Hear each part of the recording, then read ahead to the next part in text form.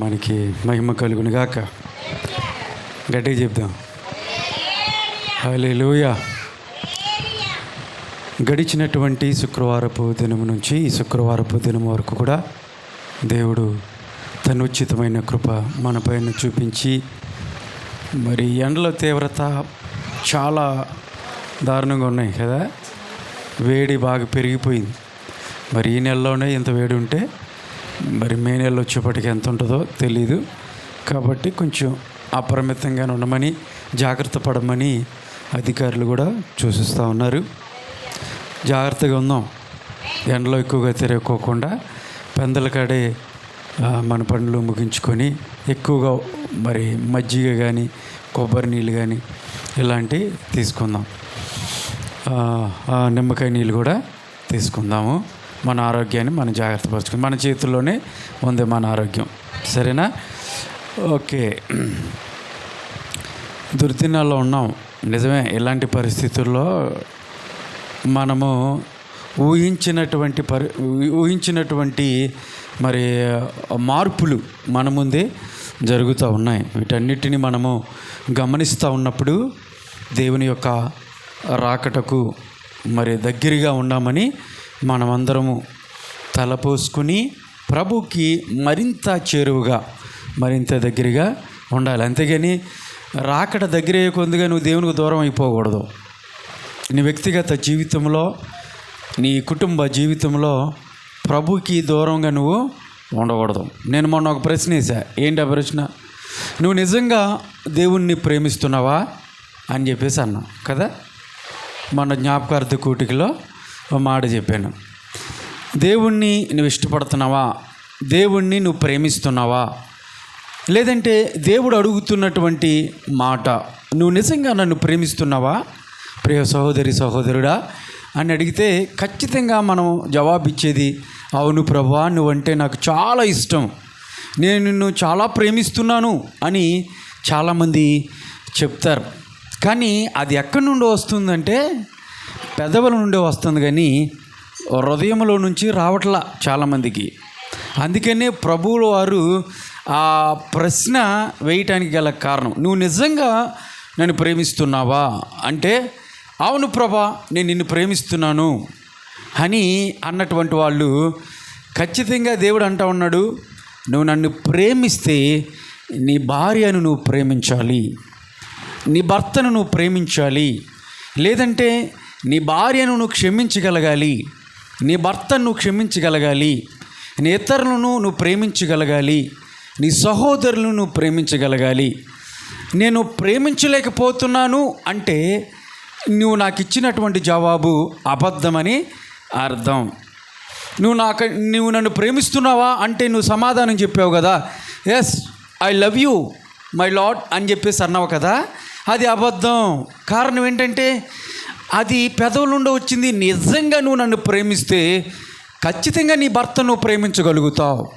నీ భర్త ఎలాంటోడైనప్పటికీ కూడా, ఒక త్రాగుబోతు కానివ్వండి, ఒక వ్యభిచారస్తుడు కానివ్వండి, బూతులాడేవాడు కానివ్వండి, ఒక మోసం చేసే వ్యక్తి కానివ్వండి, ప్రతిరోజు వచ్చి నిన్ను కొడతా ఉన్నాడేమో తాగేసి. అంటే కొన్ని కుటుంబ జీవితంలో ఇలాంటి ఎదురవుతూ ఉన్నాయి. ఎక్కడ చూసినప్పటికీ కూడా అపవాది ఏదో ఒక శోధన వ్యక్తిగత జీవితంలోకి తీసుకొస్తూ ఉన్నాడు, విశ్వాస జీవితంలోకి ఒక పరీక్షలాగా దాన్ని తీసుకొస్తూ ఉన్నాడు. కారణం ఏంటి తెలుసా? నువ్వు నన్ను ప్రేమిస్తున్నాను అన్నావు కదా, నువ్వు నన్ను ప్రేమిస్తే నీ భర్తని ప్రేమిస్తున్నావా లేదే తెలియాలంటే నీకు ఒక పరీక్ష నీ కుటుంబంలో నుంచే నేను పెడతా. అది భర్త నుండే నీకు పరీక్ష కావచ్చు, ఒక శోధన, లేదంటే భార్య నుంచే నీకు ఒక శోధన రావచ్చు, బిడ్డల నుంచి ఒక శోధన నీకు రావచ్చు, లేదంటే తల్లిదండ్రుల నుంచి నీకు శోధన రావచ్చు, నీ బంధువుల నుంచే నీకు శోధన రావచ్చు, నీ పక్కనే శోధన రావచ్చు. అయినప్పటికీ కూడా నువ్వు నిజంగా నాలో నిలబడి ఉన్నావా, నిజంగా నన్ను ప్రేమిస్తున్నావా లేదనేది ఇదొక పరీక్ష లేకుండా ఏ ఒక్క వ్యక్తి కూడా పాస్ మార్కులు అనేది రావాలంటే, నిజంగా నిలబడి ఉండాలంటే ఆ పరీక్షల్లో నెగ్గాలి. ఈ సంవత్సరం అంతా బిడ్డలు చదివారు, స్కూల్కి వెళ్ళి ఏం చదివారు, ఏం అర్థం చేసుకున్నారు, మరొక క్లాస్కి వెళ్ళాలంటే ఇప్పుడు చదివినట్టు వాటిల్లో వాళ్ళు ఉత్తీర్ణత సాధించారా లేదా అన్న తెలియాలంటే ఉపాధ్యాయులు ఏం చేస్తారు, స్కూల్లో పరీక్ష పెడతారు. ఆ పరీక్షలో వాళ్ళు పాస్ అయితేనే కదా, ఓ వీడు బాగా చదివాడు, వీడికి ఇన్ని మార్కులు వచ్చినాయి, 100కి 100 మార్కులు వచ్చినాయి, వీడు ఫస్ట్ క్లాస్ అని చెప్పేసి అన్నట్టుగానే దేవుడు కూడా నీ భక్తి జీవితాన్ని ఆయన పరీక్షించడానికి గాను ఒక శోధన అనేది అలౌ చేస్తాడు. అన్నీ బాగుంటే ఎవరైనా సరే అన్నిలైనా కానీ అబ్బా అందరిని ప్రేమిస్తున్నానండి అంటారు కదా, ఈజీగా చెప్తారు. అంత ఆషామాషే కాదు. నువ్వు నిజంగా ప్రేమించావు లేదని అంటే ఒక కఠినమైనటువంటి పరీక్ష నువ్వు ఎదుర్కోవాల్సి వస్తుంది. ఆ కఠినమైన పరీక్షలో నీకు మార్కులు రావాలి. ఆ మార్కులు వస్తేనే బలా మంచి దాసురాలా, బలా మంచి దాసుడని ప్రభు నీకు మార్కులేసి నిన్ను పిలుస్తాడు. ఆ పరీక్షలో నువ్వు ఓడిపోయి అమ్మో నా భర్తను నేను ప్రేమించనండి, ఎంత దుర్మార్గుడు తెలుసా, ఆయన ఏం చేస్తున్నాడు మీకేం తెలుసు పాస్టర్ గారు, బాధ భరించేది నేను, సమస్య నాది, ప్రతికూల పరిస్థితి నాది, మీకేం తెలుసు, అప్పుడప్పుడు వచ్చి మైకి పట్టుకుని మాటలు మాట్లాడతారు అని చెప్పావంటే దాని అర్థం ఏంటి తెలుసా, నువ్వు దేవుణ్ణి ప్రేమించట్లేదని అర్థం. నువ్వు దేవుణ్ణి ప్రేమించట్లా. నువ్వు దేవుణ్ణి నిజంగా ప్రేమిస్తున్నట్లయితే, ప్రభువా నువ్వు అంటే నాకు ఇష్టమని నువ్వు చెప్తున్నట్లయితే, అది నిజమైనటువంటి మాట, హృదయంలో నుండి వచ్చినటువంటి మాట అయితే నీ భర్త ఎలాంటోడైనప్పటికీ కూడా నువ్వు ప్రేమించగలుగుతావు. దేవుని స్తోత్రం చెప్పండి. కారణం ఏంటి తెలుసా, ఈ లోక ప్రేమలు వేరు. ఈ లోక ప్రేమలు ఏవో ఆశించి, ఇదిగో నీవు ఇది చేస్తే నాకు నిన్ను నేను ప్రేమిస్తా, ఇది నువ్వు నాకు కొనిస్తే నేను నిన్ను ప్రేమిస్తా అంటే, ఒక నెక్లెస్ తీసుకొస్తే అబ్బా మా ఆయన ఎంత మంచోడు అంటారు. ఓ మంచి చీర కొనిస్తే మా ఆయన ఎంత మంచోడు. పక్కింటి ఆవిడ మంచి చీర కొనిచ్చాడు అనుకో, ఆవిడ ఈవిడ కొనలేదనుకో, ఆయనకు ఉన్నటువంటి కొన్ని ఆర్థిక పరిస్థితులను బట్టి మా ఆయనకి నేనంటే ఇష్టం లేదండి, మా ఆయనకి నేను ఇష్టం లేదు, అందుకనే ఇలాగా అంటూ ఉంటారు కదా. లేదంటే స్త్రీలు కూడా, లేదంటే భర్తలు కూడా ఆ విధంగానే స్త్రీల నుంచి అది ఆశిస్తూ ఉంటారు. ఇది ఏ ప్రేమ అంటే లోకపరమైనటువంటి ప్రేమ. లోకములో ఉన్నటువంటి ప్రేమ అంతా ఇదే, ఏదో ఏదో ఆశించి మరేదో కోరుకొని ఇష్టపడి ప్రేమించేటువంటి ప్రేమ. నేను చాలాసార్లు చెప్పాను, బైబిల్ నిర్ద్వందంగా చెప్తున్నటువంటి మాట. నువ్వు నిజంగా దేవుణ్ణి ప్రేమించినట్లయితే, ఇక్కడ 2 ప్రేమలు ఉన్నాయి ఈ లోకంలో. దేవుని ప్రేమ వేరు, లోక ప్రేమ వేరు. లోక ప్రేమ బదులు ఆశిస్తుంది, దేవుని ప్రేమ బదులు ఆశించినటువంటి ప్రేమ. ఏంటి అదంటే, దేవుడు చెప్తాడు, దేవుని దగ్గరికి నువ్వు వచ్చినప్పుడు, అయ్యా నా భర్త దుర్మార్గుడయ్యా, దుర్మార్గుడయ్యా మా భర్త అంటే, దేవుడు ఏం చెప్తాడో తెలుసా, దుర్మార్గత ఎలా ఉంటుందో నాకు తెలుసు, లేదంటే అవమానం ఎలా ఉంటుందో తెలుసు, నింద ఎలా ఉంటుందో తెలుసు. కారణం ఏంటంటే నీకేం తెలుసు ప్రభు అంటే, ప్రభు అంటాడు అవన్నీ నేను అనుభవించాగా అంటాడు. వాటన్నిటిని నేను అనుభవించాగా, నేను పొందాను కదా, మరి నేను ప్రేమించలేదా? ప్రేమించమని చెప్పినటువంటి దేవుడు, క్షమించమని చెప్పినటువంటి దేవుడు క్షమించాడా? లేదంటే అది క్రియారూపంలో సిలువ పైన ఆయన పలికినటువంటి మాటను మనం సాదృశ్యంగా తీసుకోవచ్చు. బహుశా సిలువ మీద అన్ని బాధలు, అవమానాలు అవన్నీ కూడా అనుభవిస్తూ ప్రభు ఒక వీళ్ళందరూ నాశనం అయిపోవాలి, నన్ను ఈ విధంగా చేశారని ఒక్క మాట పలికితే, ఆయన బ్రతుకున్నంత కాలం ప్రేమించండి, ప్రేమించండి, క్షమించండి, క్షమించండి అని చెప్పినటువంటి మాటకి అర్థం లేదు ప్రియ సోదరి సోదరుడు. చెప్పాడు, చేసి చూపించాడు. మన జీవితంలో ఎవరైనా ప్రేమిస్తున్నామంటే అందరూ కూడా ప్రేమిస్తున్నామంటారు, కానీ అది క్రియారూపంలో ఉండాలా? మీకు అర్థమవుతుందా? క్రియారూపంలో ఉండాలి. కష్టమే. నిన్ను దూషిస్తున్నటువంటి వ్యక్తిని ప్రేమించడం కష్టమే. నీ శత్రువును కూడా ప్రేమించమన్నాడు దేవుడు, కష్టమే. అయినప్పటికి కూడా నువ్వు ప్రేమించాలి. కష్టం కాబట్టి దేవుడు చెప్తున్నాడు. అంత ఆషామాష అయితే అందరూ చేస్తారుగా, చేస్తారా లేదా? పరీక్షలో ఒక ఉద్యోగం ఉంది, మంచి ఉద్యోగం, ఒక కలెక్టర్ అనుకుందాం, మంచి జిల్లా అధికారి. ఆ పొజిషన్ నీకు రావాలంటే ఎంత కాంపిటీషన్ ఉంటుంది. ఎంతమంది అప్పీల్ చేస్తారు? కొన్ని లక్షల్లో ఉద్యోగానికి అప్పీల్ చేస్తారు, అప్లై చేస్తారు. రాత పరీక్ష ఉంటుంది, 2 పరీక్షలు రాయాలి, ఇంటర్వ్యూ ఉంటుంది. ఇవన్నిట్లో క్వాలిఫై అవుతానే కదా ఆ ఉద్యోగం వచ్చేది. మరి నువ్వు పరలోక రాజ్యంలోకి వెళ్ళాలంటే ఆషామాషిగా నీ ఇష్టానుసారంగా బ్రతికేసి ప్రభువా నన్ను పరలోక రాజ్యంలోకి ఎలా చేయమంటే చేస్తాడా? చేయడు. టఫ్ సిచ్యువేషన్ నువ్వు ఎదుర్కోవాలి. ఈ లోకంలో టఫ్ సిచ్యువేషన్ చాలా కష్టమే. అది దేవుడు చేయమన్న పని చేయటం చాలా కష్టమే.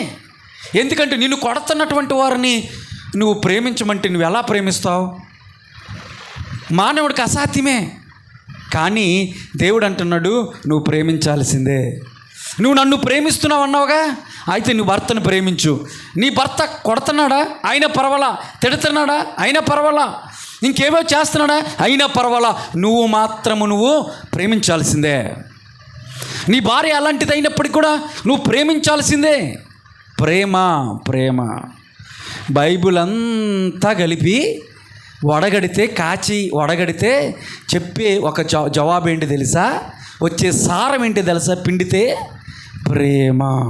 దేవుని స్తోత్రం కలుగును గాక. ప్రేమ గురించే దేవుడు చెప్తున్నాడు. ప్రేమించాడు కాబట్టి ఆయన ఈ లోకానికి వచ్చి ఏ మంచి లేనటువంటి, నువ్వు మంచిదానవా? నేను మంచోడినా? ఎవరు మంచోళ్ళు లేరు ఇక్కడ.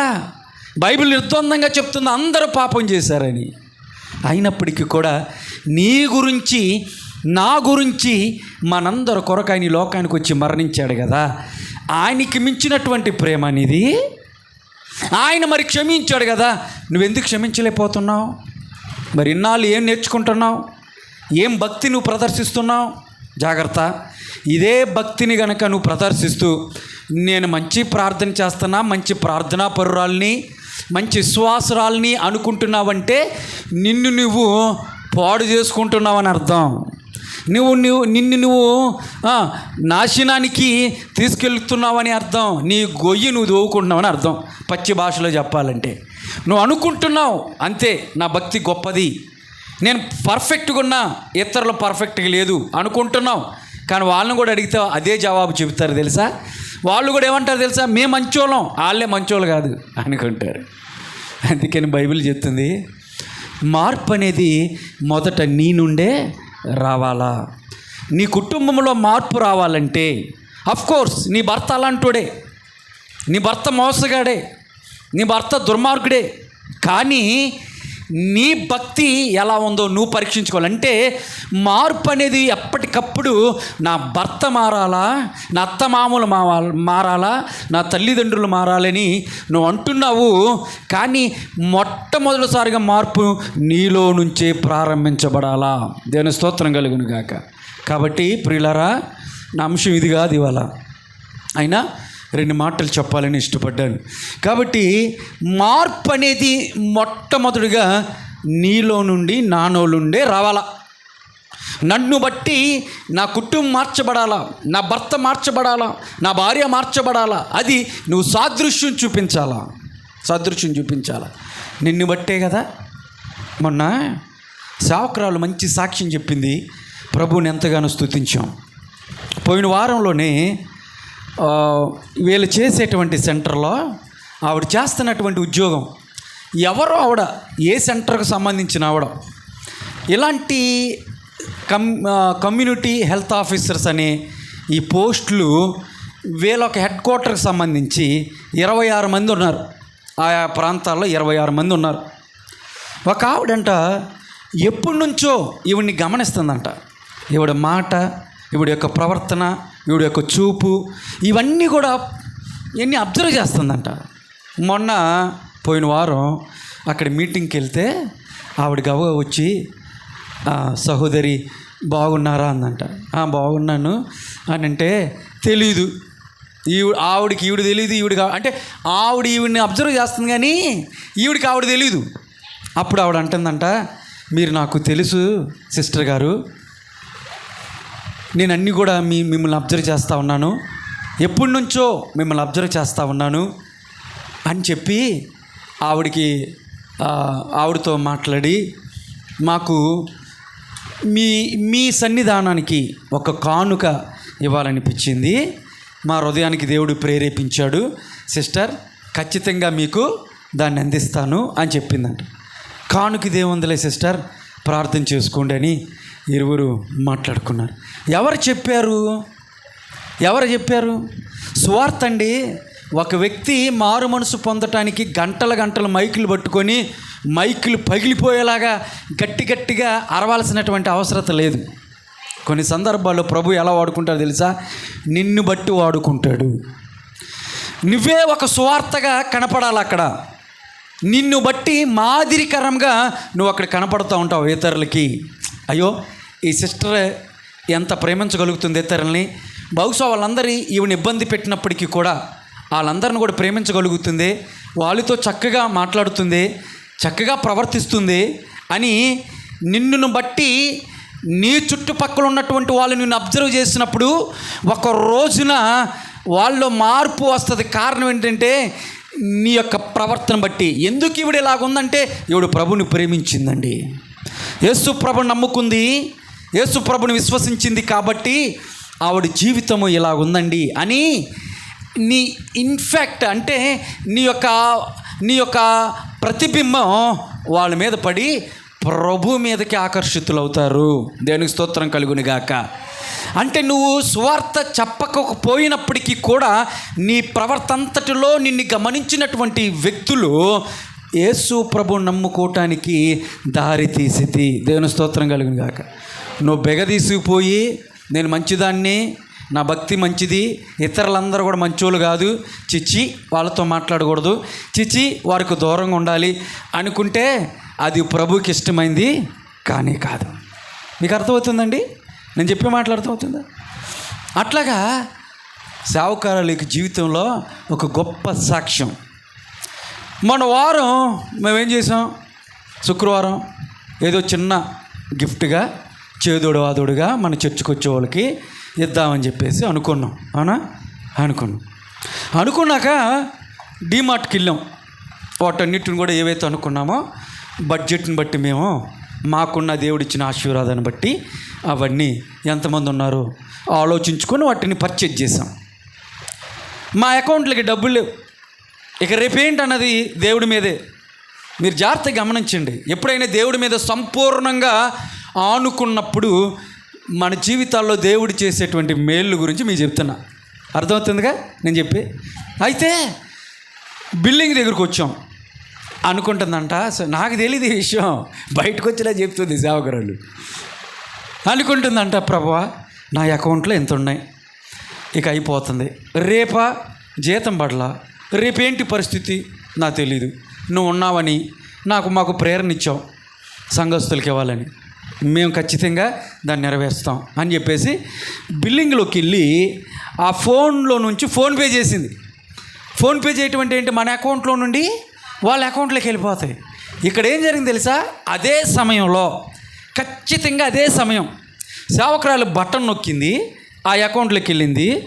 ఆ అకౌంట్లోకి అట్లా వెళ్ళింది, టక్కున ఈవిడ అకౌంట్లోకి ఒక 2,000 రూపాయలు వచ్చేసింది. దేవుని స్తోత్రం చెప్పండి.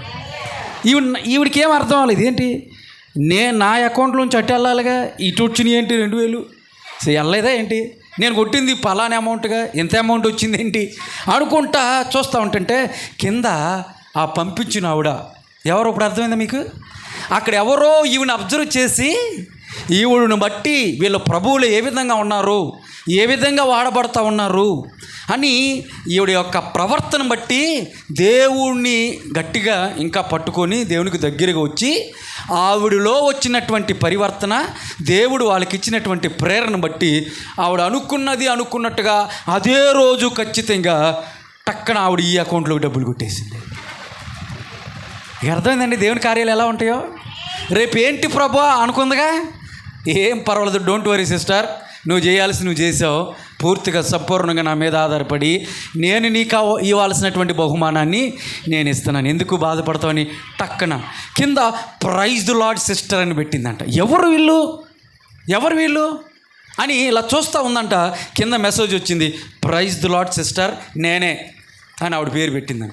ఓహో, మొన్న వారం పలాని సిస్టర్ కదా నాతో పనిచేసావిడ అనుకుని ఇంకా ఓగా సామాన్లన్నీ తీరిగ్గా అందులో ఎత్తుకొని నీకు ఒక మాట చెప్పాలంది. ఏంటమ్మా అన్న, బయటికి పోతా చెప్తా, దేవుడు ఎంత గొప్పోడో చెప్తాపా అంటారు. ఇప్పుడు దేవుడు గొప్పోడు అంటావేంటి అమ్మా, ఎప్పటి నుంచో కదా మనం ఆరాధిస్తున్న దేవుడు గొప్పోడు కదా అంటే అదే మరొక సంఘటన అని బయటకు వచ్చి గబగబా తన సాక్ష్యాన్ని పంచుకుంటుంటే నాకు ఎంత ఆనందం. దేవుని స్తుతించాం. ఏవే వచ్చినాయి అని కాదు ఆనందం, దేవుడు చేసినటువంటి కార్యాలు.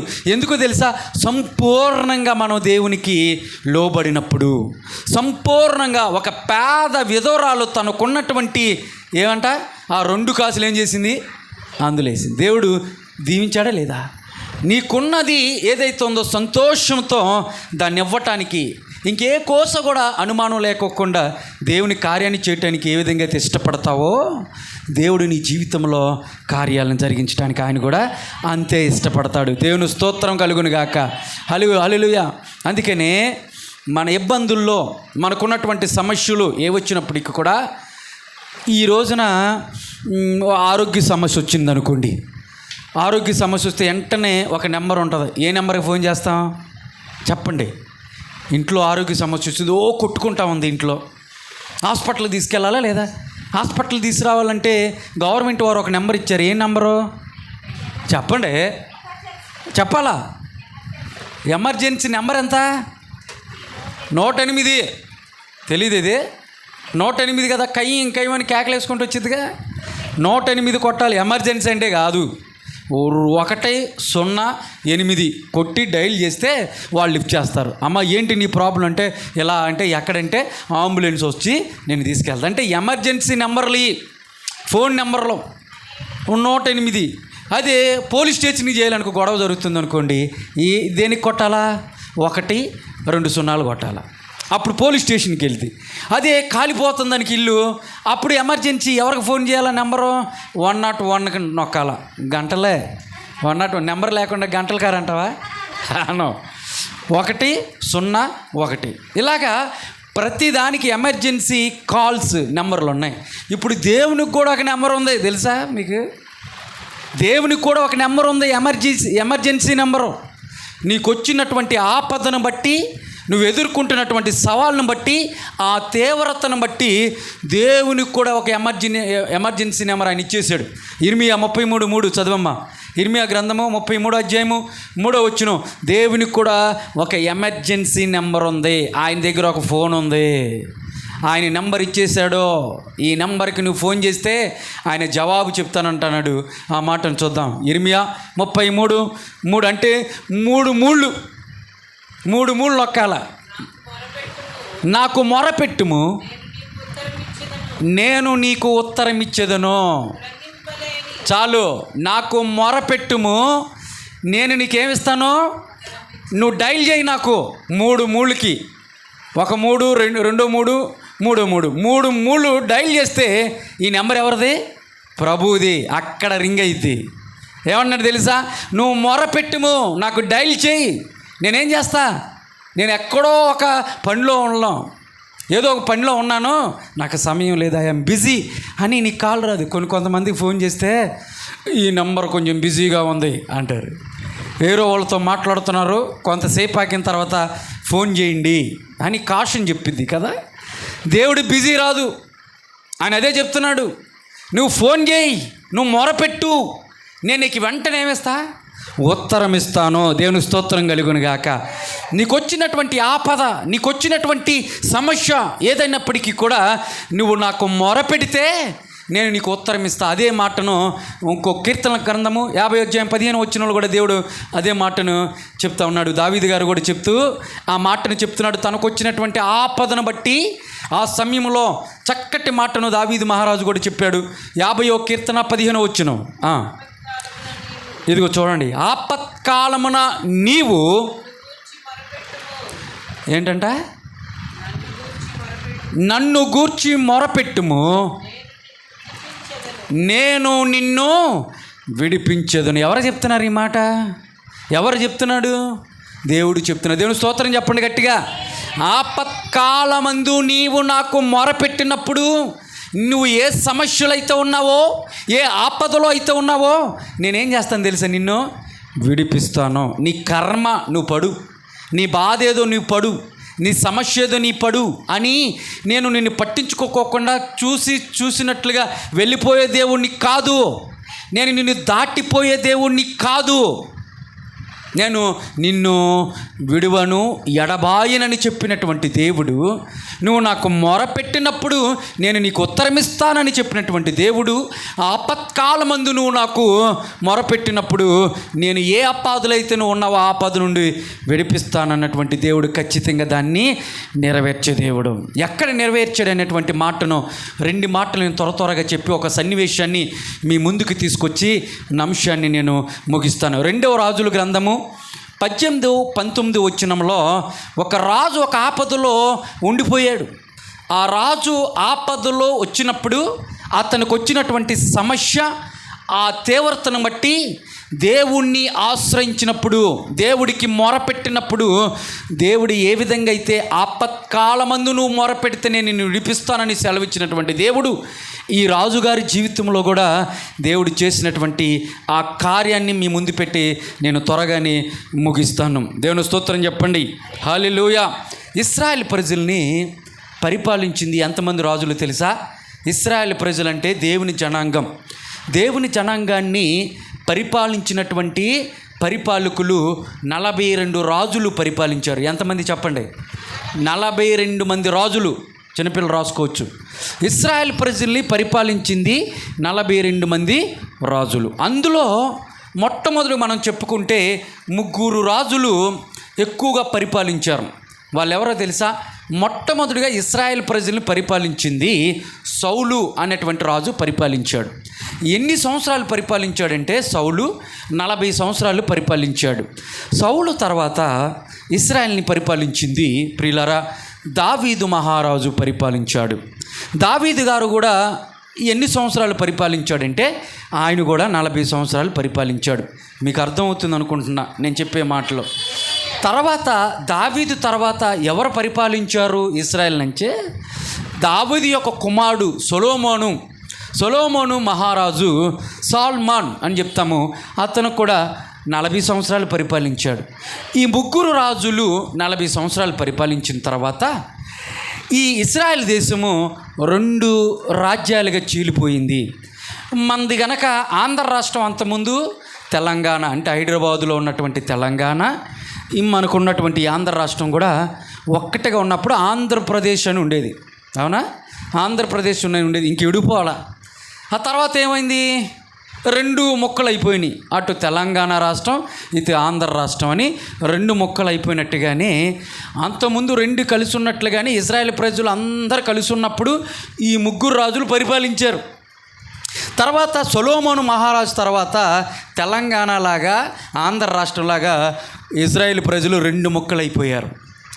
10 యాకోబుకున్నటువంటి 12 మంది గోత్రాలు ఎవరైతే ఉన్నారో, మొదటి గోత్రం రూబేను దగ్గర నుంచి చివరి గోత్రం బెన్యామీను గోత్రం వరకు ఉన్నటువంటి ఈ 12 గోత్రాల్లో ఉన్నటువంటి ఇశ్రాయేల్ ప్రజలు కలిసి ఉండేవాళ్ళు. ఈ సొలొమోను మహారాజు తర్వాత 2 ముక్కలు చేశాడు, దేవుడే చేశాడు. కారణం ఏంటో తెలుసా? కారణం ఏంటంటే సొలొమోను చేసినటువంటి కొన్ని దుర్మార్గమైనటువంటి పనులను బట్టి, దేవుడికి అవిధేయత ప్రదర్శించిన దాన్ని బట్టి దేవుడు ఏం చేశాడంటే ఈ ఇశ్రాయేల్ ప్రజల్ని గోత్రాలన్నిటినీ 10 గోత్రాలు ఒకవైపు, 2 గోత్రాలు ఒకవైపు 2 రాజ్యాలుగా విభజించాడు. 10 గోత్రాలు ఒక రాజ్యం, వాళ్ళు ఇశ్రాయేల్ అన్నారు. 2 గోత్రాలు, ఆ 2 గోత్రాలు ఏంటంటే యోదా, బెన్యామీను. చెప్పండి, ఏ గోత్రాలు అయ్యి? యోదా, బెన్యామీను. బెన్యామీను చిన్నవాడు. ఈ 2 గోత్రాలు ఒకవైపుకి వచ్చి యోదా రాజ్యంగా ఏర్పడ్డారు. 2 రాజ్యాలు విభజించబడ్డాయి సొలొమోను చేసినటువంటి కొన్ని కారణాల వల్ల. సొలొమోను ప్రపంచంలో అత్యంత జ్ఞానం కలిగినటువంటి వ్యక్తి. ఆయన మించినటువంటి జ్ఞానం కలిగినటువంటి వాళ్ళు ఇప్పటి వరకు కూడా ఏ ఒక్కరు కూడా పుట్టలేదు, పుట్టబోరు కూడా. అలాంటి వ్యక్తి సొలొమోను. ఎక్కడి నుండి వచ్చింది ఆ జ్ఞాన సంపద అంటే దేవుడే సొలొమోనుకి ఇచ్చాడు, జ్ఞానం ఇచ్చాడు. చిన్నప్పుడే రాజ్యాధికారం వచ్చినప్పుడు, రాజుగా ఉన్నప్పుడు దేవుడు నీకేం కావాలో కోరుకుంటే ఆయన బంగారాన్ని కానీ వెండిని కానీ భోగభాగ్యాలను కోరుకోలేదు, కానీ చిన్న వయసులోనే నేను రాజ్యాన్ని పరిపాలించేటువంటి అధిపతిగా నన్ను చేశావు ప్రభువా. అయితే ఈ ప్రజలను పరిపాలించడానికి నా వయసు సరిపోదు, నా జ్ఞానం సరిపోదు, కాబట్టి నాకు జ్ఞానాన్ని ఇవ్వు అన్నాడు. ఏదైతే కొదువుగా ఉందో దాన్నే కోరుకున్నాడు, ఏదైతే అవసరం ఉందో అదే కోరుకున్నాడు సొలొమోను. కాబట్టి దేవుడు చాలా ఇష్టపడి ఆయన కోరికను దానితో పాటుగా కావలసినటువంటి సకల భోగభాగ్యాలను కూడా సొలొమోనుకి ఇచ్చాడు. కారణం చేత సొలొమోను చాలా పెద్ద జ్ఞాని అయ్యాడు. పక్షుల భాషను కూడా నేర్చుకున్నాడు ఆయన. పక్షులు రెండు మాట్లాడుకుంటా ఉంటుంటే కిచకిచకిచ మనకు అర్థం కాదు, కానీ సొలొమోనుకు తెలుసు. మీకు అర్థమవుతుందా? సొలొమోను పక్షుల యొక్క భాషను కూడా నేర్చుకున్నాడు. అలాంటి మహాజ్ఞాని ఆయన. మీకు అర్థమైందా? అయితే ఈయన చేసిన పొరపాటు ఏంటి తెలుసా? ఇతను ఎంతమంది భార్యలను చేసుకున్నాడు తెలుసా? ఎవరైనా చెప్తారా? 700 మంది భార్యలను చేసుకున్నాడంట. అమ్మో, ఎంతమంది? ఇప్పుడు ఒక్కరితోనే ఏడవలా చచ్చిపోతున్నాంగా, ఒకరితోనూ జుట్టంతా ఊడిపోయి పిక్కుంటున్నారుగా, అవునా కదా? సమస్య. అయితే 700 మంది భార్యలంట. అదిగాక ఈ 300 మంది ఉంపుడు గత్తులు ఉన్నారంట. ఆ దినాల్లో అట్లా ఆవలించకూడదు, ఆ దినాల్లో అలాంటిదన్నమాట.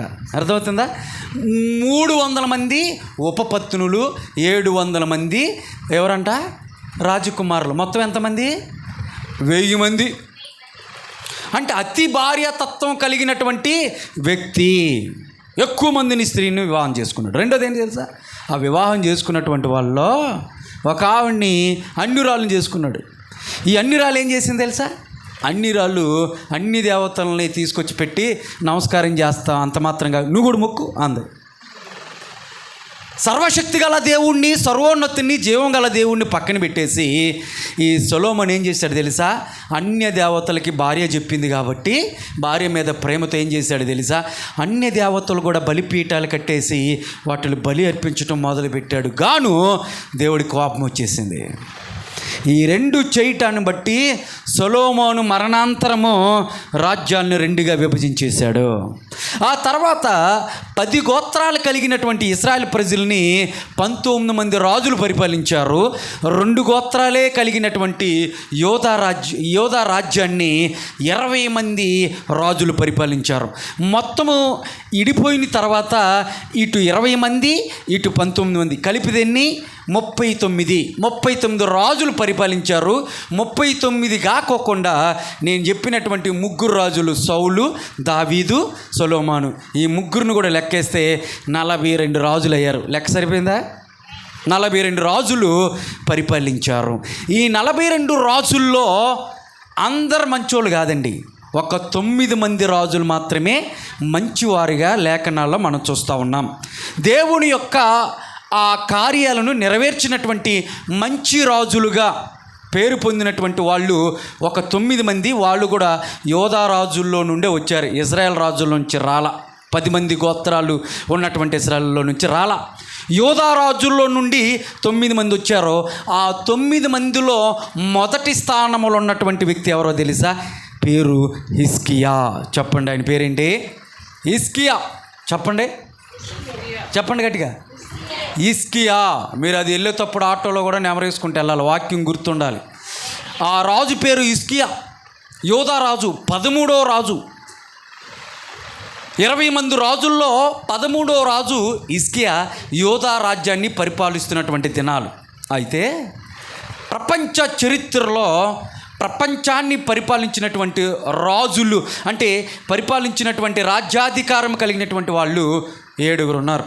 ఆ 7లో మొట్టమొదటి వారు మన ప్రపంచాన్ని, అంటే మన భారతదేశాన్ని మాత్రమే కాదు, ప్రపంచాన్ని పరిపాలించినటువంటి వాళ్ళు ఇప్పటి వరకు 7 ప్రభుత్వాలు పరిపాలించారు.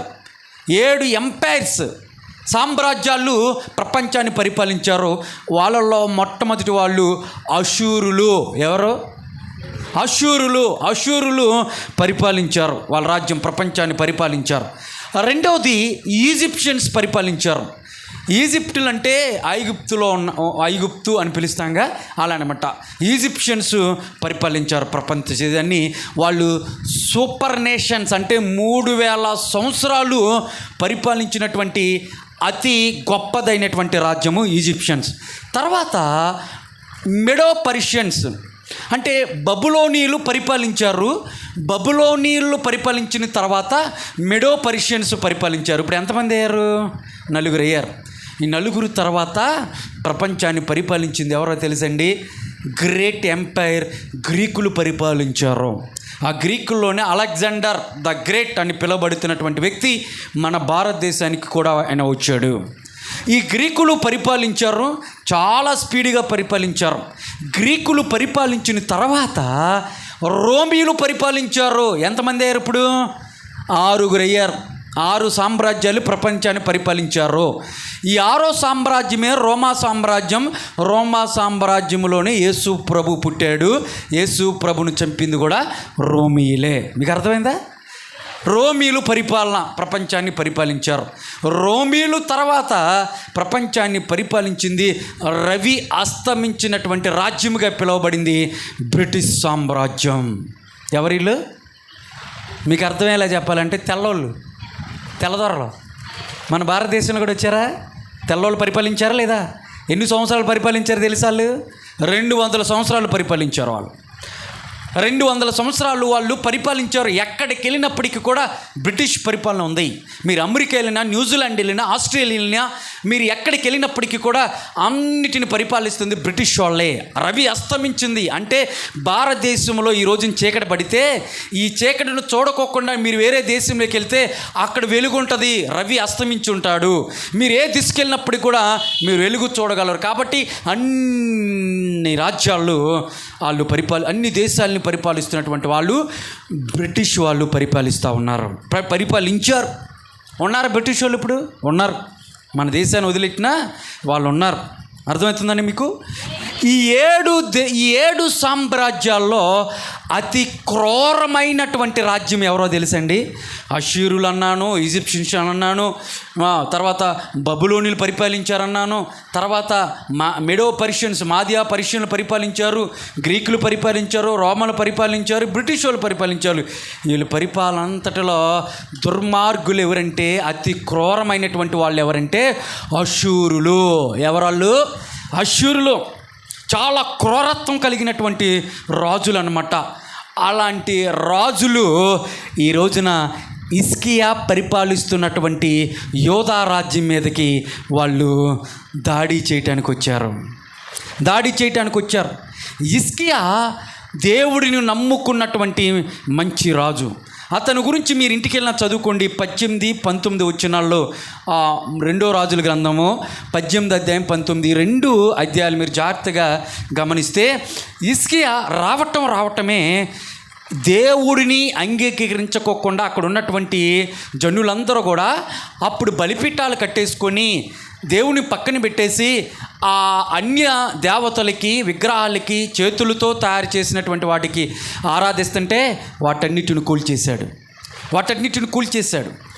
దేవుణ్ణే నమ్ముకోవాలి, ఆయన జీవం కలిగినటువంటి దేవుడు, యెహోవాయే దేవుడు అని చెప్పేసి అందరికీ హెచ్చరించేసి ఆ దేశాన్ని దేవుని యొక్క దేశంగా మార్చేశాడు. దేవుని స్తోత్రం కలుగును గాక.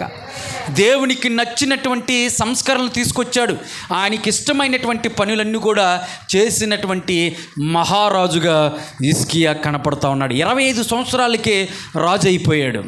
29 ఏట క్రీస్తు పూర్వం యేసు ప్రభు ఈ లోకానికి రాకముందు 712వ సంవత్సరంలో హిజ్కియా జీవితంలోకి, హిజ్కియా పరిపాలిస్తున్నటువంటి ఆ యోధా రాజ్యంలోకి దారుణమైనటువంటి, కఠినమైనటువంటి రాక్షసత్వం కలిగినటువంటి రాజు అష్షూరు రాజు దండెత్తొచ్చాడు.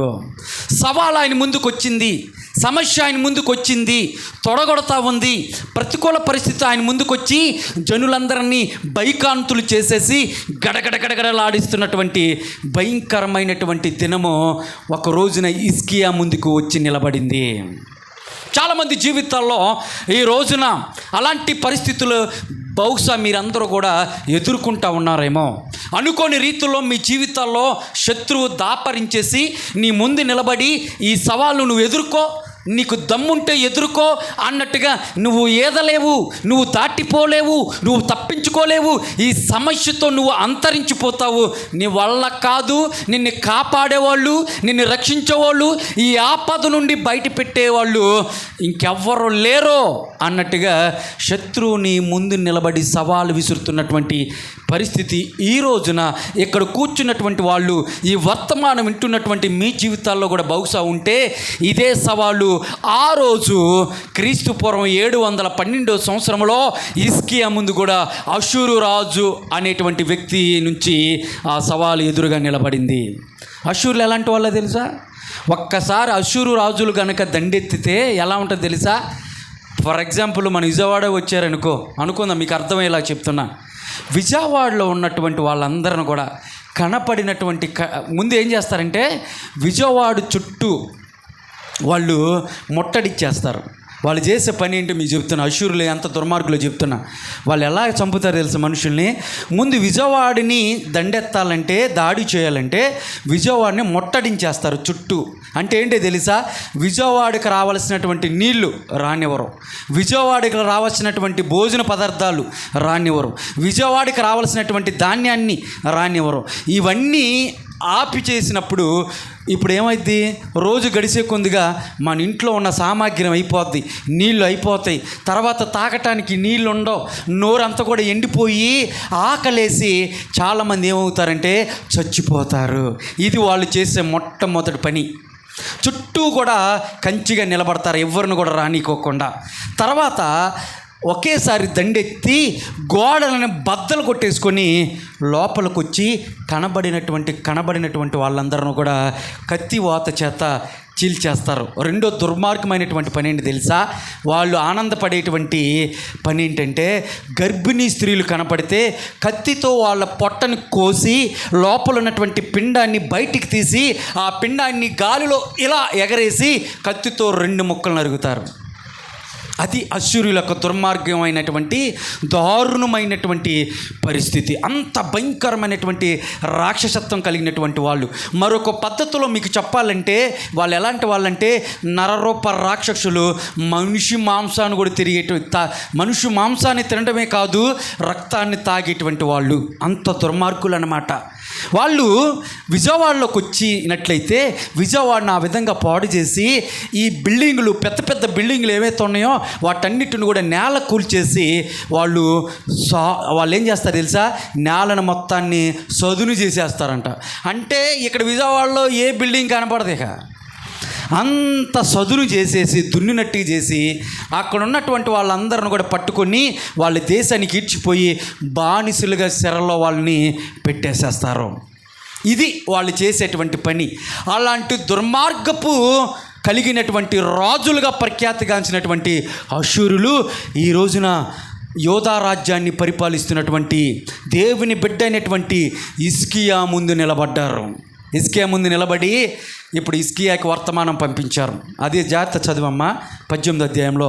హిజ్కియాకి వర్తమానాన్ని అష్షూరు రాజు సన్హెడ్రిన్ అనేటువంటి వ్యక్తి ఒక దూతను పంపించాడు. సన్నహెరెబు అతని పేరు సన్నహెరెబు అనేటువంటి రాజు అతని సైన్యాధికారి అయినటువంటి ఒక అతన్ని పిలిచి మీరు వెళ్ళి ఆ హిజ్కియా దగ్గరికి వెళ్ళి వర్తమానం చెప్పండి అని పిలిపించారు. చదవమ్మా. అప్పుడు ఆ పంపించినటువంటి ఆ సైన్యాధికారి పేరు ఏంటి తెలుసా? రబ్షాకే. ఏంటి అతని పేరు? రబ్షాకే అన్నటువంటి వ్యక్తిని సన్హెరెబు అనేటువంటి రాజు పంపించాడు. ఎల్లో హిజ్కియా దగ్గరికి వెళ్ళి ఈ మాట చెప్పు, అక్కడ దండెత్తి వచ్చామని మాటను చెప్పినప్పుడు ఇప్పుడు రబ్షాకే ఇప్పుడు వచ్చాడు. ఆ ప్రాంతానికి వచ్చి అతను మాట్లాడుతున్నటువంటి మాటలు ఇందాం, జాగ్రత్తగా ఆలకించండి. రబ్షాకే వారితో ఇట్లా నేను ఈ మాట హిజ్కియాతో తెలియచెప్పుడు అంటే ఎవరితో చెప్తున్నాడంటే హిజ్కియా దూతలను పంపించాడు. ఈ యొక్క రబ్షాకే వచ్చాడనే విషయాన్ని తెలుసుకొని కొంతమంది దూతలను పంపిస్తే ఆ దూతల పేర్లు అక్కడ ఉంటాయి. వాళ్ళతో అట్టి వ్యక్తులు చెప్తున్నారు, శత్రువులు చెప్తున్నారు, చెప్పు నీ రాజుకి చెప్పు అని ఇక్కడ వర్తమానం చెప్తున్నారు. మహారాజైన అష్షూరు రాజు, మా రాజు చెప్తున్నాడు, అష్షూరు రాజు ఏంటంటే ఇచ్చినదేమనగా, ఆయన సెలవిచ్చినదేమనగా, నీవు ఇలాగ చెప్పవలెను, నీవు నమ్ముకొని ఈ ఆశ్రయస్పదము, ఇదిగో నువ్వు నమ్ముకొని ఉన్నటువంటి ఈ యొక్క ఎవరైతే ఉన్నారో ఆశ్రయస్పదము ఏ పాటి ప్రయోజనకారి, ఏ ప్రయోజనకారి అంటే ఎవరిని అన్నాడు? దేవుని దూషిస్తున్నాడు వీడు. యుద్ధ విషయంలో నీ యోచనయు, యుద్ధ విషయంలో నీ యోచనను, నీ బలమును ఒట్టి మాటలే, ఒట్టి మాటలే. ఎవరిని నమ్ముకొని నా మీద తిరుగుబాటు చేయుచున్నావు? నువ్వు ఎవరు నమ్ముకొని ఎవరినైతే నా వెనక ఉన్నాడని నీ దేవుడని చెప్పుకుంటున్నావో ఆయన చూసి ఎగరెగర పడుతున్నావేమో. నలిగిన రెల్లు వంటి ఈ ఐగుప్తును నీవు నమ్ముకొనుచున్నావు. ఒకవేళ పక్కనే ఉన్నటువంటి ఐగుప్తులను నమ్ముకున్నావా? ఒకడు దాని మీద ఆనుకున్న ఎడల అది వాని చేతికి గుచ్చుకొని వాళ్ళు అదే టయానికి వాళ్ళు ఏ ప్రయోజనకరంగా ఉండరని చెప్పాడు అక్కడ. చూసిపోవును. ఐగుప్తు రాజైన ఫరో అతని నమ్ముకున్న వారికి అందరికీ అట్టివాడే. మా దేవుడైన యెహోవాను మేము నమ్ముకొనుచున్నామని, ఒకవేళ మా దేవుడైన యెహోవాని నమ్ముకున్నాము అని మీరు నాతో చెప్పుదురేమో, సరే నాతో మీరు అంటారేమో, యెరూషలేమందున్న ఈ బలిపీఠమునొద్ద ఈ బలిపీఠమునొద్ద మాత్రమే మీరు నమస్కారం చేయవలెనని యూదా వారికిని యెరూషలేము వారికిని ఆజ్ఞ ఇచ్చి హిజ్కియా ఎవరి ఉన్నత స్థలములను బలిపీఠములను పడగొట్టెను. ఆయనే కదా యెహోవా. కావున చిత్తగించి అష్షూరు రాజైన నా ఏలిన రాజుతో పందెము వేయము. 2000 గుర్రముల మీద. చాలు, ఇక్కడ ఒక మాట నేను చెప్తాను. ఇక్కడ చెప్తున్నాడు, ఆ దూత వచ్చాడు, ఆడి పేరేంటి తెలుసా? సైన్యాధికారి, ఆడి పేరు రబ్షాకే. వాడు ఎలాంటోడు తెలుసా? వాడు కట్టిన దుర్మార్గుడంట. చరిత్ర చెప్తుంది, వాడుని చూస్తేనే భయంతో చచ్చిపోతారంట. అలాంటి వాడు వచ్చాడు. అలాంటి వాడు రాజు పంపించాడు. వాడు వచ్చి చెప్తున్నాడు, హిజ్కియా దూతలకు చెప్తా ఉన్నాడు, వాడి కళ్ళల్లో కళ్ళు పెట్టి కూడా చూడలేమంట. అంత భయంకరమైనటువంటి రాక్షసత్వం కలిగినటువంటి వ్యక్తి. మీరు చెప్పుకోవాలంటే అరబిక్లో అంటే సౌదీ అరేబియా ఆ దేశాల్లో ఎలా ఉంటుందో తెలుసా? ఎవరైనా ప్రభుత్వానికి వ్యతిరేకంగా ఏదైనా పని చేస్తే, ఒక వ్యభిచారం కానీ ఏదంటే పని చేస్తే ఏం చేస్తారు తెలుసా? వాళ్ళు ప్రతి శుక్రవారము నమాజ్ అవ్వగానే వాళ్ళని తీసుకొచ్చి తలలో నరికేస్తారు. మీకు తెలుసా? తలలు నరికేస్తారు. సంవత్సరానికి 800 తలలు నరుకుతారంట వాళ్ళు. 800 తలలు నరికేస్తారు వాళ్ళు. మన దేశంలో కూడా అలాంటి పనులు ఉంటే చిన్నపిల్లల మీద అగత్యాలు జరగవేమో. అయితే నేను చెప్పాల్సినటువంటి మాట అంటే, ఆ తలలో నరికేసేటువంటి వ్యక్తి ఒకడు ఉంటాడు. వాడి కళ్ళల్లోకి మనం చూడటానికి కూడా చూడలేమంట. అంత కర్కోశంగా ఉంటాయంట వాడి చూపు. తలలు నరుకుతారు కదా, వాళ్ళు ఇంత జాలి, ఇంత దయ, కరుణ ఉండదంట. అంత దుర్మార్గంగా వాళ్ళు చూపు ఉంటుందంట. 10 నిమిషాలు కనుక నువ్వు వాడి కళ్ళల్లో చూస్తానికి ప్రయత్నిస్తే కడుపు తరుకుపోయి దేవుకు వచ్చేసి చూడలేక తల తిరిగిపోయి వామిటింగ్ వచ్చేస్తుందంట. అంత కఠినంగా ఉంటాయంట వాళ్ళ యొక్క వాడి కళ్ళు.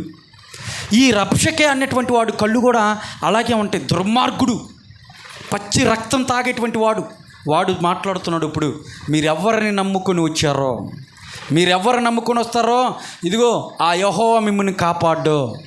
ఎవరు మిమ్మల్ని కాపాడు? మా రాజు నుంచి, మా చేతు నుంచి మిమ్మల్ని ఎవరు కాపాడు అంటే, అప్పుడు హిజ్కియా ఏం చేశాడంటే, రాజా ఇదిగో మీకేం కావాలో చెప్పండి, అవన్నీ కూడా మేము ఇస్తాము.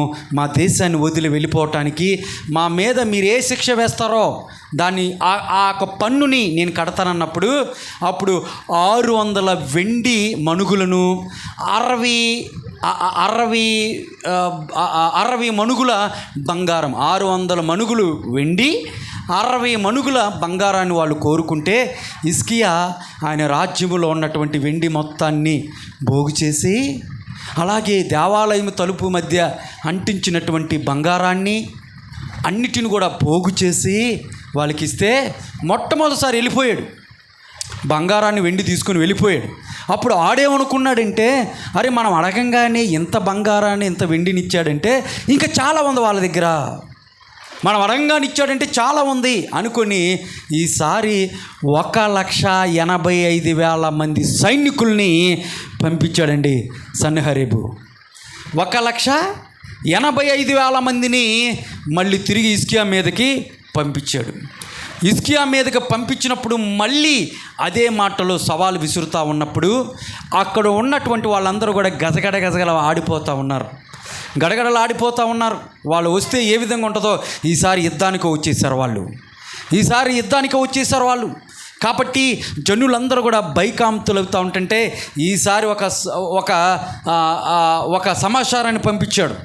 అది 19వ వచనంలో ఉంటుంది, 19వ అధ్యాయంలో ఉంటుంది. అక్కడ మీరు చూసుకున్నట్లయితే అక్కడ చెప్తున్నటువంటి మాట, ఇదిగో మీరు యెహోవాను నమ్ముకున్నారేమో, ఆయన ఏం చేయలేడు మిమ్మల్ని. ఎందుకో చెప్పనా, మీకులాగే విగ్రహాలను ఆరాధిస్తున్నటువంటి వాళ్ళు ఎవరైతే ఉన్నారో, వారి దేవతలను ఆరాధిస్తున్నటువంటి వాళ్ళు ఎవరైతే ఉన్నారో, ఇప్పుడు వరకు మేము వాళ్ళందరిని జయించాము. ఏ ఒక్కడ ఈ దేవత కానీ దేవుడు కానీ వాళ్ళు ఆరాధిస్తున్నటువంటి వాళ్ళు వారిని కాపాడలా.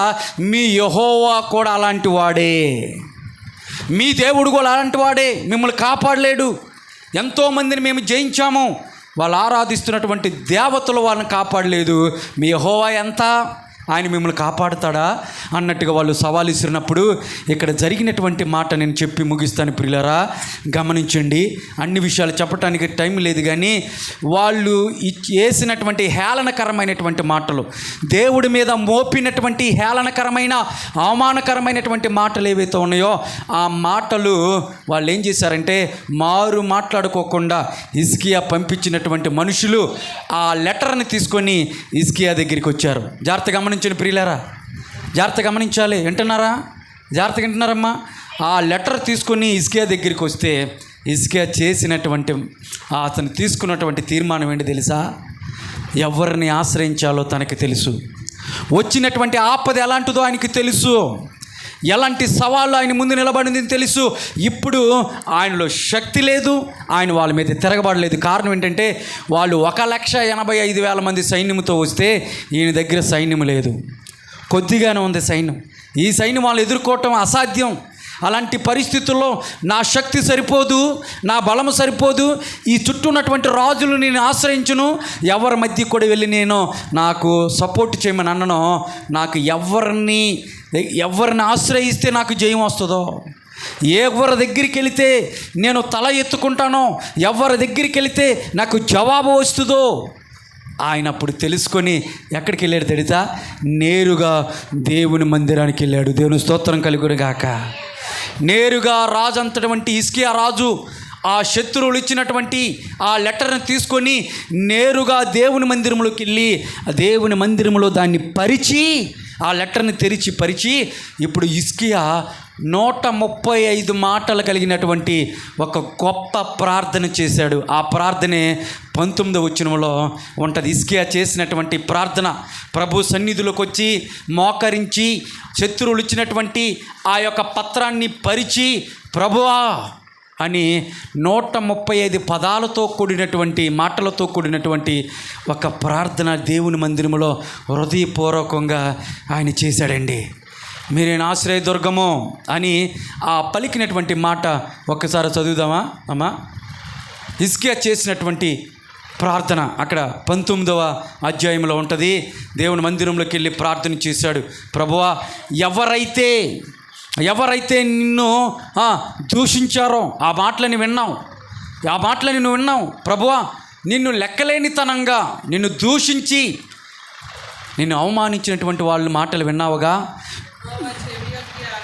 ఇదిగో హిజ్కియా చేసినటువంటి ప్రార్థన, ఆ రోజున చేసినటువంటి ప్రార్థన, యెహోవా చెవి ఎగ్గి ఆలకించుము, నీ యొక్క కన్నులు తెరిచి దృష్టించుము. ఎలాంటి దేవుడు అంట నువ్వు? జీవము కలిగినటువంటి దేవుణ్ణి దూషించుటకు అషూరు రాజు పలికినటువంటి ఆ మాటకు చెవిని పెట్టుము. యెహోవా అషూరు రాజులు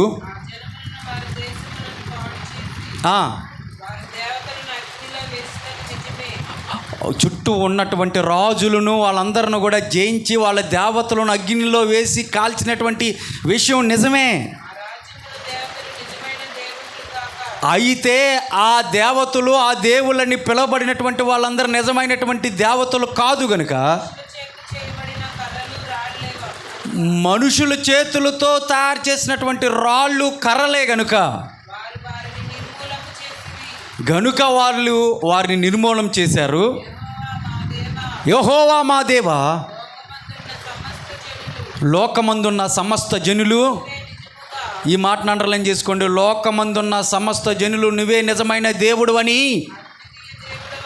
అద్వితీయమైన దేవుడు అయిన యెహోవా నీవేనని తెలుసుకున్నట్లుగా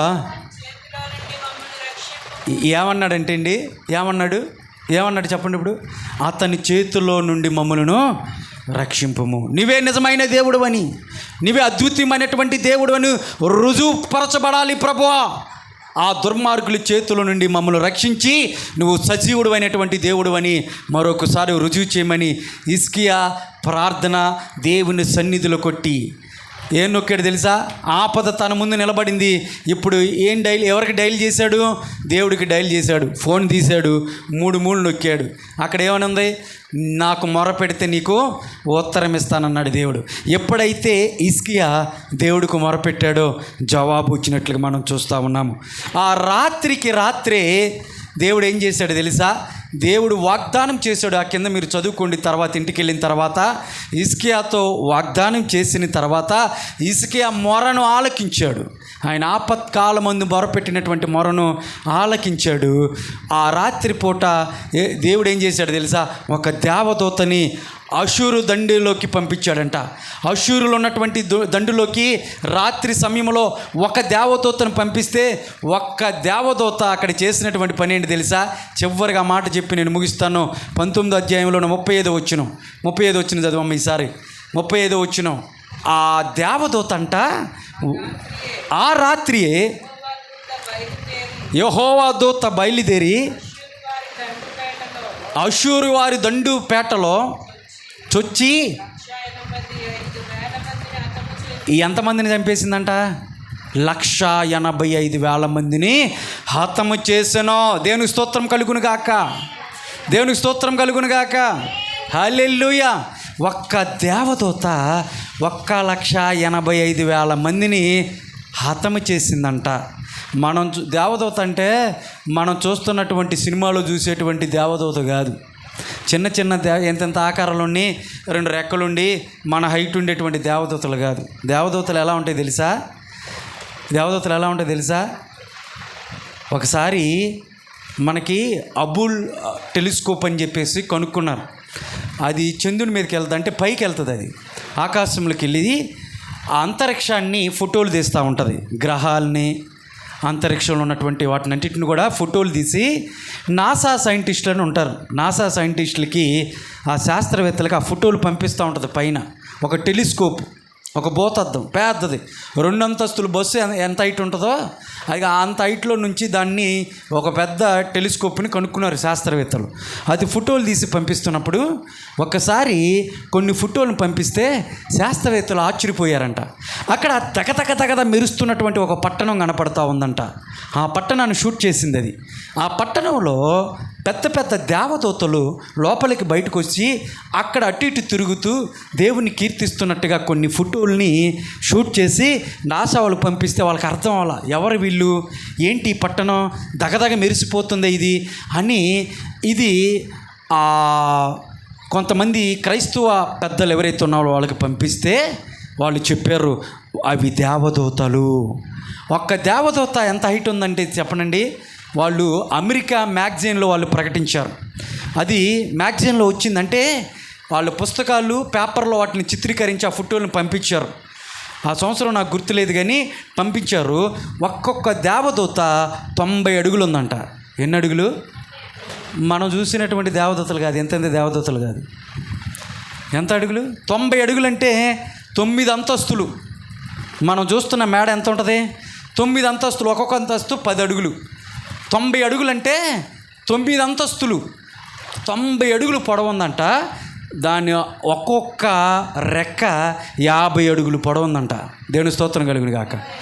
దేవదూత యొక్క రెక్క 50 అడుగులు ఉందంట. అంటే ఎంత పెద్దదో చూడండి, ఎంత పెద్ద దేవదూత చూడండి. ఒక్క దేవదూత, ఆ దేవదూత ఒక్క రాత్రిపూట దేవుడు సెలవిస్తే, దేవుడు ఆజ్ఞ ఇస్తే 1,85,000 మంది ఎవరైతే శత్రువులు ఎదురుగా నిలబడి హిజ్కియాకి ఛాలెంజ్ విసిరారో, అలాంటి పరిస్థితుల్లో దేవుడు హిజ్కియా ప్రార్థన ఆలకించి ఒక్క దేవదూతను పంపిస్తే ఆ రాత్రిపూట ఏం జరిగిందంటండి, 1,85,000 మందిని దేవదూత హతమార్చేసింది. ఒక్క దేవదూత. కానీ పరలోకంలో ఎన్ని దేవతలు? కోటాది కోట్ల దేవదూతలు ఉంటాయి అక్కడ. కానీ ఒక్క దేవదూత ఎంత శక్తి ఉందో తెలుసండి. అందుకని దేవుడు 34 కీర్తన 7 వచనంలో మనకి బాడీగార్డ్ ఎవరో తెలుసా? మనకు బాడీగార్డులు ఎవరో తెలుసా? దేవదూత. దేవదూతని మనకి బాడీగార్డ్గా పెట్టాడు దేవుడు. నువ్వు ఎంత ధన్యవంతురాలు చూడు, నువ్వు ఎంత గొప్ప వ్యక్తివో చూడు. మనకి దేవదూతని బాడీగార్డ్గా పెడుతున్నాడు. మనకి కనుక మన చుట్టూ ఎవరున్నారో ఒక ఫోటోగ్రాఫ్ కనుక తీస్తే అందులో మనం చూడగలిగితే మన పక్కన దేవదూత ఉంటుంది. దేవుని స్తోత్రం. నీ పక్కన ఒక దేవదూత, నా పక్కన ఒక దేవదూత. ఒక దేవదూత ఎంత ఉందో మనం చూసాం. 90 అడుగులు ఎత్తు, 50 అడుగుల రెక్కలు. అంత దేవదూతని మనకు రక్షకుడుగా, రక్షణకి మన పక్కన పెడుతున్నాడు మన దేవుడు. దేవుడు మనకి మహిమ కలుగును గాక. ప్రియులారా, ముగిస్తూ ఉన్నాను.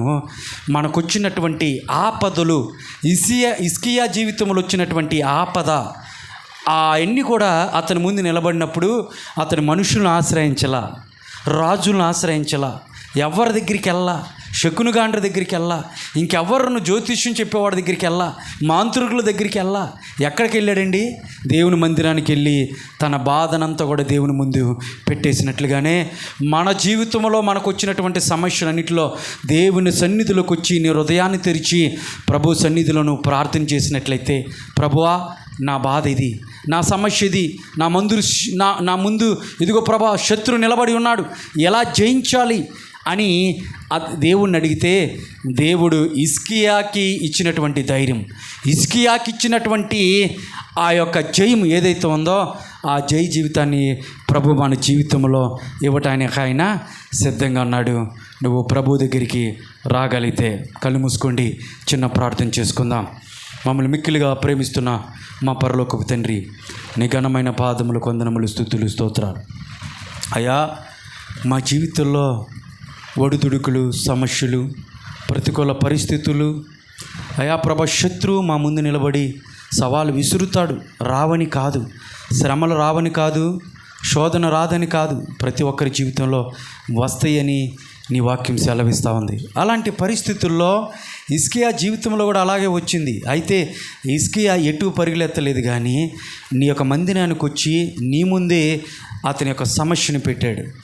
అతని యొక్క సమస్యని ముందు పెట్టినప్పుడు, అయా నువ్వు వాగ్దానం చేసినటువంటి దేవుడు, నువ్వు మొరపెడితే నేను నీకు ఉత్తరం ఇస్తా, నీ ఆపత్కాలమందు నాకు మొరపెడితే నేను విడిపిస్తాను అని సెలవిచ్చినటువంటి దేవుడు ఎప్పుడైతే హిజ్కియా ప్రార్థన చేశాడో, ప్రార్థన ఆలకించి ప్రభువా అతని యొక్క ఆపత్కాలం నుండి ఆదుకొని ఆ శత్రువుల నుంచి ప్రభా విడిపించి గొప్ప జై జీవితాన్ని అయా ఆ రాజుకి ఇచ్చినట్లుగానే ఈ దినాల్లో ప్రభా మా జీవితాల్లో మేము ఎదుర్కొంటున్నటువంటి ఈ సవాల్ని ప్రభా నీ ముందు పెడుతున్నప్పుడు నాయన మా ప్రార్థన ఆలకించి, ఏ బిడ్డలైతే ప్రభా అలాంటి పరిస్థితుల నుంచి వెళుతూ ఉన్నారో, ఇదిగో ప్రభా నీ బిడ్డలు ప్రభా నీ ముందు నిలబడి నీ మందిరములో ప్రభా ఇదిగో మోకరించి తమ యొక్క వేదన, తమ యొక్క బాధ, తమ యొక్క ప్రభ చింత భారము యావత్తుని ప్రభా నీ ముందు కుమ్మరించి, ప్రభువా నన్ను విడిపించవా, నన్ను ఆదుకోవా అని ప్రభ ఎవరైతే ప్రార్థన చేస్తున్నావో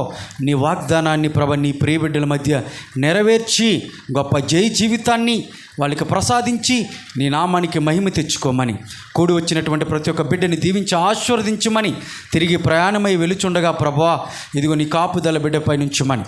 అయా ప్రభా వాతావరణంలో ప్రభా వేడి తీవ్రత పెరుగుతూ ఉంది, బిడ్డలను సంరక్షించండి, పోషించండి, కాపాడండి.